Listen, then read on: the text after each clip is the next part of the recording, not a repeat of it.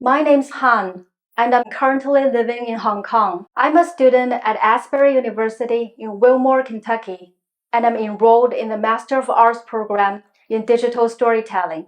I was introduced to the program by Dr. Wing-Tai Leung, president of Lumina College in Hong Kong. I once wanted to pursue a PhD in anthropology, but Dr. Leung suggested that this program would be more suitable for me, and he was right. Before beginning my studies at Asbury, I was an investigative journalist. I've worked for top media companies in Beijing and Hong Kong and have won many prizes. Working as a journalist exposed me to many people and events, but that path can no longer satisfy my deep-seated interest in human nature. My goal for this MA program is to learn how to tell impactful and compelling stories that speak directly to the human heart and shine a redemptive light. I've become more interested in stories like Zacchaeus, as written in the Gospel of Luke, how the life of a flawed, ordinary, and sinful person could be transformed by forgiveness, grace, and a higher purpose. It might be fun to read stories of great people who are eloquent and talented. However, I'm more touched by the courage of Peter and John, who were just unschooled, ordinary men.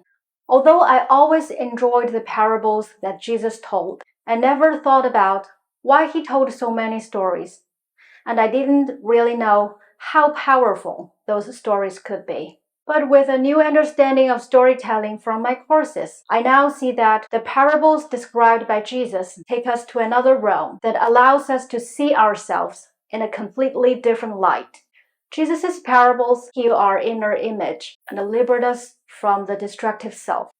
It is story that guides us on the correct path to look at ourselves and God in the right way. It is story that takes us from what we've experienced in life to a whole new world.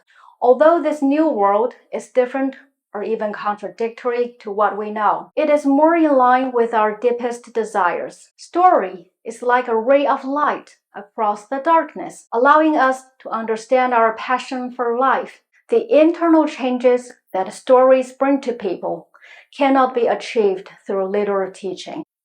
Maybe that's why when Nathan is called to rebuke David for committing the sin of adultery with Bathsheba, he does not reprimand David directly. Instead, Nathan tells a parallel story and says to David, "You are that man." What if Nathan had rebuked David right to his face? Maybe David would have flown into a rage out of humiliation and ordered Nathan to be killed. My studies at Asbury have changed the way I look at life in many ways. If we say life is all about storytelling, then no one wants to tell a boring one. But how to make our stories compelling? It's necessary to have a potent antagonist and a huge problem to solve. I have begun to appreciate the difficulties in my life in Hong Kong, in my generation, and I give thanks for the struggles because these are the essential elements that make life stories engaging. I've also learned to give thanks for my own weaknesses, flaws, and failures. It turns out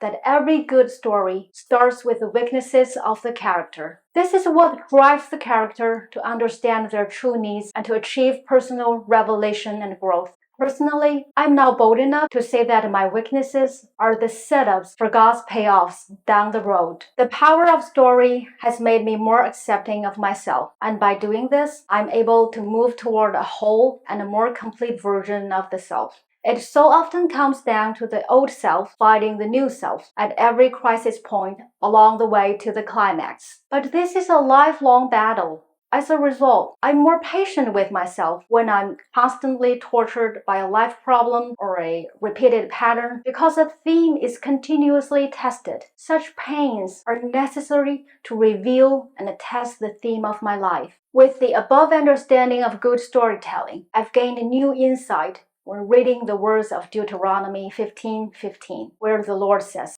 "Remember, you were slaves in Egypt, and the Lord your God redeemed you." Therefore, storytelling is about remembering. We are called to tell stories of hope and stories of the times when we were slaves to darkness. The story is healing my soul, and I want to tell redemptive stories that speak to human hearts. I recommend this master's program because it is life-transforming, accredited, flexible, and affordable. Learn to tell stories that combine your faith and life. Honor it and follow it through.